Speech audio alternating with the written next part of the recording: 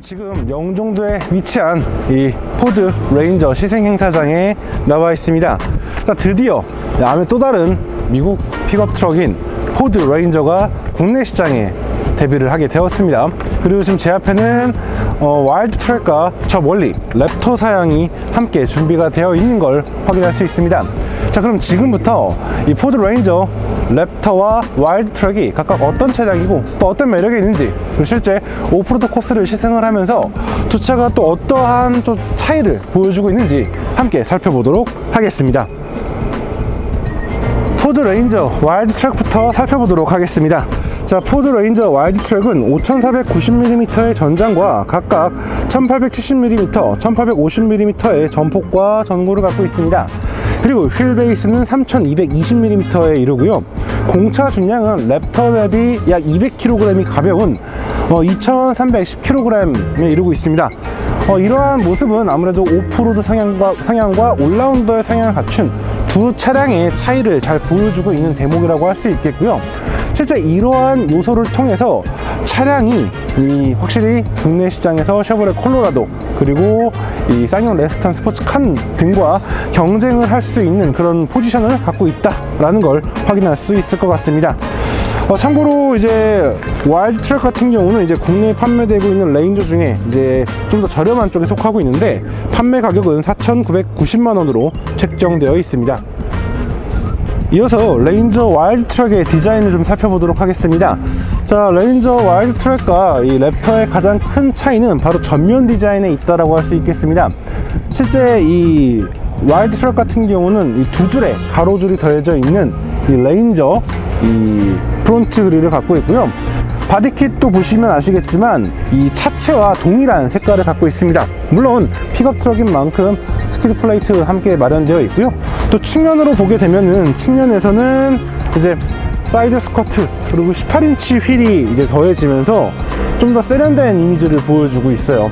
참고로 지금 전시되어 있는 차량을 보면은 어떻게 보면 이 좋은 예시라고 할 수 있는데, 이렇게 루프탑 캐리어와 이 바이크를 얹고 있는 모습, 저 멀리 이제 캠핑을 즐길 수 있도록 루프탑 텐트와 다양한 적재함을 싣고 있는 모습을 볼 수가 있습니다. 전체적으로 굉장히 올라운더 플레이어 이미지를 잘 보여주고 있고, 사실 바디킷과 차체 컬러가 동일하다 보니까 어떻게 보면 일종의 도시적인 좀 어번한 그런 픽업 트럭의 이미지도 잘 보여주고 있다라고 설명을 드릴 수 있겠습니다. 한편 픽업 트럭을 언급하면서 이 데크의 이야기를 하지 않을 수가 없는데요. 사실 육안으로 보기에는 쉐보레 콜로라도보다는 좀 짧아요, 느낌이. 하지만 이 적재 공간의 깊이가 굉장히 깊다라는 걸 확인할 수 있겠고, 그리고 이 캐빈룸에서 후방을 바라볼 수 있는 아주 큼직한 이 창문이 마련되어 있다라는 점도 눈길을 끌고 있습니다. 와일드 트랙 같은 경우는 이 적재함에 최대 600kg까지 적재가 가능하다고 하고요. 이러한 수치는 랩터보다도 좀 더 우수한 수준이기 때문에 레저 활동에 좀 더 다양한 매력을 느끼시는 분이라고 한다면 와일드 트랙 쪽이 조금 더 우수하지 않을까라고 설명을 드릴 수 있겠습니다. 포드 레인저 와일드 트랙의 성능을 좀 살펴보도록 할게요. 사실 이런 미국 브랜드의 픽업 트럭이라고 한다면 자연스럽게 가솔린 엔진을 떠올리게 되겠지만, 사실 이 차량에는 디젤 엔진이 장착되어 있습니다. 최고 출력 213마력과 51.0kg의 토크를 제시하는 2.0 바이터보 엔진이 이 디젤 엔진이 장착되어 있고요. 10단 자동 변속기 그리고 사륜구동 시스템이 어우러지면서 이제 우수한 주행 성능 및 뛰어난 올라운더 플레이어의 가치를 제공하고 있습니다. 참고로 공인연비는 이제 디젤 모델 특성상 이 복합 기준 10.0km/L를 제시하고 있고요. 도심과 고속연비는 각각 9.2 그리고 11.2km/L로 전체적으로 확실히 이 가솔린 픽업 트럭이라고 할 수 있는 쉐보레 콜로라도보다 좀 더 우수한 모습을 보여주고 있습니다. 자, 지금부터는 이제 포드 레인저 와일드 트랙을 이제 시승을 해보려고 합니다. 자, 와일드 트랙을 시승하기 전에 좀 살펴봤는데, 확실히 이 차는 올라운더 그리고 견인 능력이라던가 이런 부분은 좀 특화가 된 모습을 보여주고 있습니다. 자, 레디얼 타이어를 통해서 최대 3.5톤에 이르는 우수한 견인 능력을 제공을 하고 있기 때문에 이 카라반이라던가 오토 캠핑을 즐기시는 분들에게는 좀 더 최적화된 차량이다 라고 설명을 드릴 수 있겠습니다. 그리고 실제로 이 실내 공간에 구성되어 있는 디테일을 좀 살펴봤는데, 일단 저는 이 스티치도 그렇고 소재도 그렇고 전체적으로 좀 깔끔한 이미지를 잘 보여주고 있는 것 같아요. 뭐 보는 분들에 따라서 뭐 이 소재 질감은 조금 아쉬운 부분을 좀 지적하실 수 있을 것 같고, 또 반대로 스티치라던가 이런 광택이 있는 소재가 조합이 된 부분은 또 만족하실 수 있는 것 같고, 그런 부분을 고려하자면 뭐 차의 성격에 따라서 또 뭐 소비자의 성향에 따라서 만족감을 누릴 수도 있겠다라고 설명을 드릴 수 있겠고요. 그리고 또 이제 어댑티브 크루즈 컨트롤이라던가 차로 유지 보조, 그리고 전방 센싱 시스템, 뭐 힐스타트 어시스트 등 다양한 기능이 탑재되어 있다는 점도 분명 강점이라고 할 수 있겠습니다. 자, 그럼 지금부터 본격적으로 주행을 시작해 보도록 하겠습니다.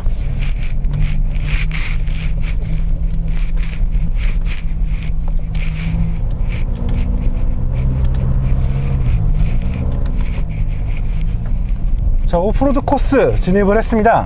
자, 가장 먼저 제가 설명드리고 싶은 부분은 바로 디젤 엔진의 질감이라고 할 수 있겠습니다. 사실 픽업 트럭, 이제 가솔린 모델들 많이 타게 되는데, 이 차 생각보다 디젤 엔진의 진동이라던가 소음을 능숙하게 억제하고 있다라고 설명을 드릴 수 있겠습니다. 실제 지금 저속, 지금 아이들링을 할 때에도 디젤의 질감이 느껴지긴 해요. 그리고 또 디젤이 살짝 둔한 반응도 느껴지긴 하지만 그렇게 막 이건 좀 많이 아닌데? 싶은 그런 느낌은 없는 것 같아요. 그냥 편하게 다룰 수 있는 그런 정도의 디젤이라고 할 수 있을 것 같아요. 비교를 하자면 우리가 알고 있는 디젤 그 픽업 트럭과 가솔린 픽업 트럭의 그 경계쯤에 있는 그런 이미지를 주고 있다라고 설명을 드릴 수 있겠고요. 경고 소음이 좀 많이 시끄럽네요. 지금 보시면 웨이브 구간을 지나가고 있는데 확실히 차가 좀 단단하다라는 질감이 있긴 해요. 어쨌든 뭐 하지만 픽업 트럭의 성격을 고려하자면 조금 더 너그러워도 괜찮지 않을까 라는 생각이 들고요. 제가 아까 이 실내 공간 좀 말씀을 드렸는데, 저는 이게 조금 애매한 게 이 비닐이라고 해야 되나? 약간 그런 좀 촉감 자체가 조금은 아쉬운 것 같아요. 네, 촉감이 좀 많이 미끄러운, 네, 스티어링 휠의 그립감이라던가 이런 게 조금 미끄러운 편이어서 실제로 다뤄보시면 조금 아쉽게 느껴질 수도 있겠다. 그러니까 보여지는 건 분명 만족스러운데 실제 체감 사용감은 조금 아쉽게 느껴질 수 있을 거라 생각이 들고요. 뭐 전체적인 시야라던가 뭐 이런 이미지에 있어서는 나쁘지 않은 것 같아요. 그리고 변속기도 그냥 능숙하게 그냥 부드럽게 반응하는 모습이어서, 근데 확실히 디젤 엔진이라서 제가 생각하는 것에 비해서 출력 전개가 조금 느리다는 느낌이 좀 있네요. 이게 확실히 가솔린, 특히 V6 엔진과 비교를 하자면 이 출력 전개에서 오는, 그러니까 확실히 토크가 크다라는 건 알겠는데 제가 원하는 만큼 출력을 끌어내려면은 약간의 시간이 좀 더 필요하다라는 게 좀 느껴지네요. 자, 그리고 승차감, 변속기 10단 자동 변속기인데요. 기본적으로 뭐 상황에 따라서 제 역할을 다 하고 있습니다. 그리고 변속 시 질감이라던가 뭐 충격이라던가 이런 것도 크지 않고 그냥 깔끔하게 아주 잘 매치업 되고 있는 그런 모습을 보여주고 있다라고 할 수 있겠습니다.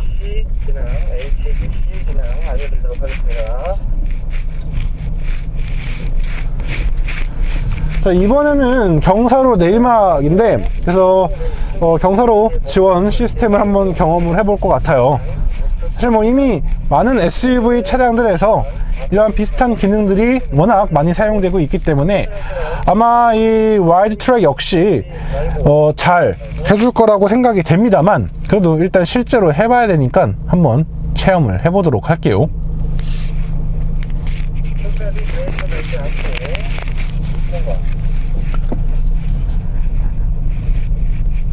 지금 영상이 보이실지 모르겠는데 경사가 아주 크진 않아요. 하지만 확실히 부담이 될 수 있을 만큼, 뭐 약간 위화감이 느낄 수 있을 만큼 그 정도의 각도를 갖고 있다라고 설명을 드릴 수 있겠고, 그리고 사실 이 차가 뭐 완벽하게 오프로드를 위한 차량이라기보다는 약간 올라운더의 성격을 갖고 있기 때문에 어제 비가 왔던 그런 상황을 고려하자면 충분히 그 차의 기능을 경험해 볼 수 있을 거라 생각이 됩니다.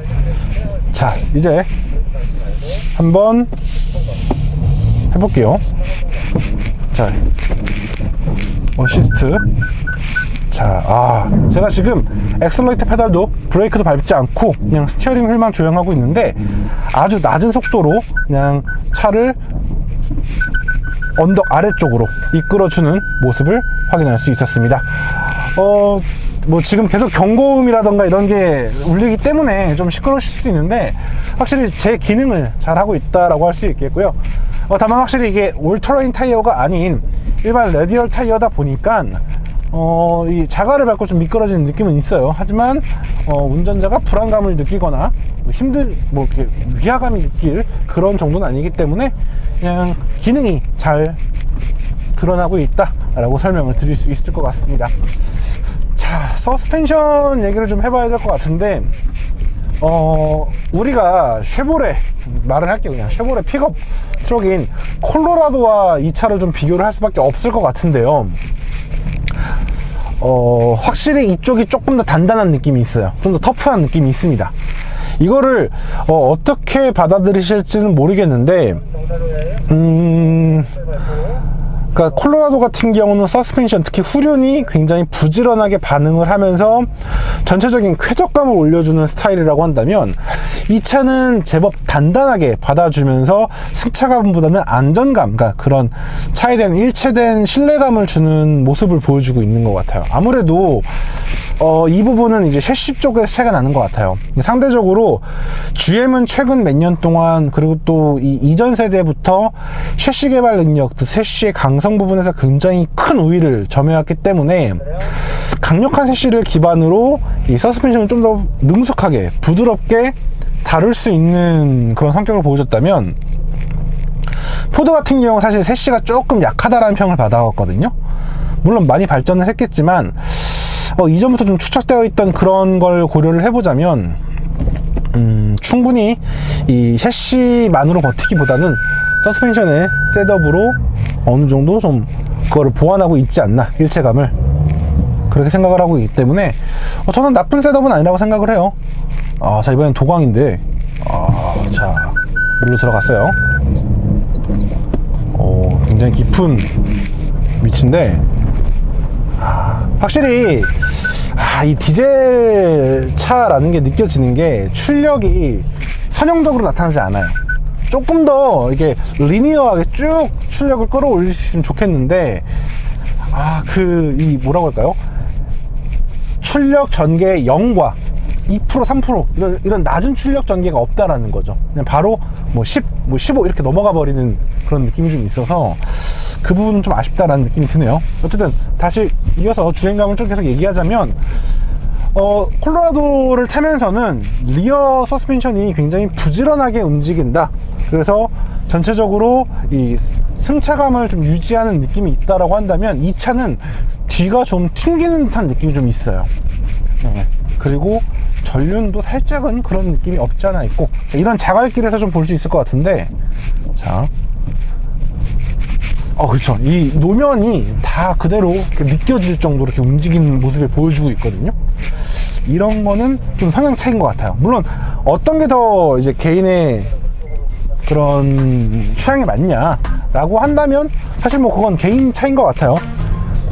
이렇게 좀 단단한 느낌으로 일체감을 주는 것도 매력일 것 같고, 약간 콜로라도처럼 노면을 좀 받아주면서 하는 것도 반응일 것 같은데, 저는 이게 아쉬운 게, 이게 사실은 부드러운 셋업을 하고 있는 콜로라도 이미 타봤잖아요.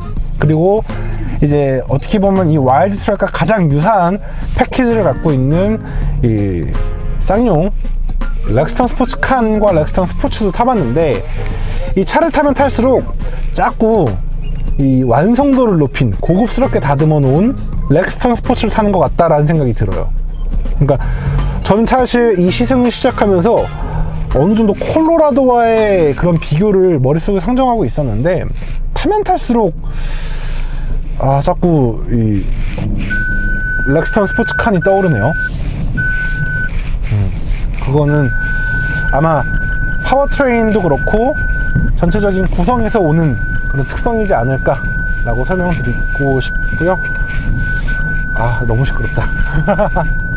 아마 영상을 보시는 여러분들이 이 소음에 참 힘드실 것 같다라는 생각이 드네요. 괜히 제가 죄송하네요.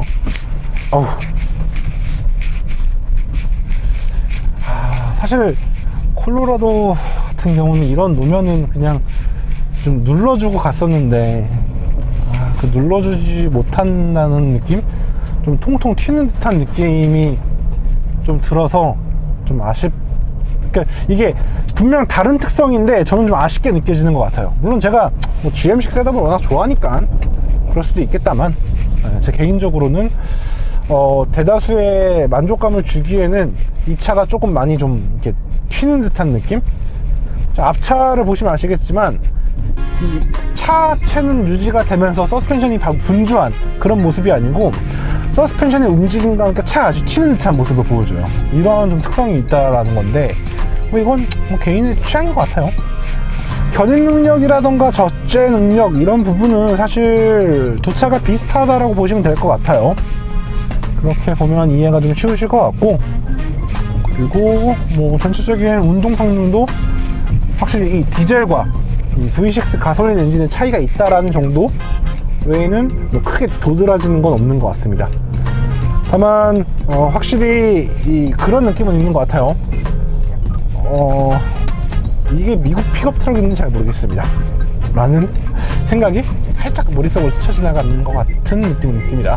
하지만 이 와일드 트랙 같은 경우는 이 수입 픽업 트럭으로서 분명 경쟁력 있는 가격을 갖고 있고, 또 패키지 부분에서도 충분히 그러니까 많은 이들을 설득할 수 있는 그런 패키지를 갖고 있다라는 거에서는 분명 동의할 수 있는 부분인 것 같습니다. 이 쉐보레 콜로라도와 직접적으로 비교를 하자면 저는 사실 비교를 좀 피하고 싶어요. 굳이 라는 생각이 들고, 되려 렉스턴 스포츠칸에서 좀만 더 투자를 해서 이 레인저 와일드 트랙으로 넘어오는 건 굉장히 현실적인 선택일 것 같다 라고 설명을 드리면서, 일단 와일드 트랙 시승은 여기서 마무리하도록 하겠고요. 저는 다음에 또 다른 자동차와 또 다른 이야기로 다시 인사드리도록 할게요. 자, 지금까지 포드 레인저 와일드 트랙이었습니다.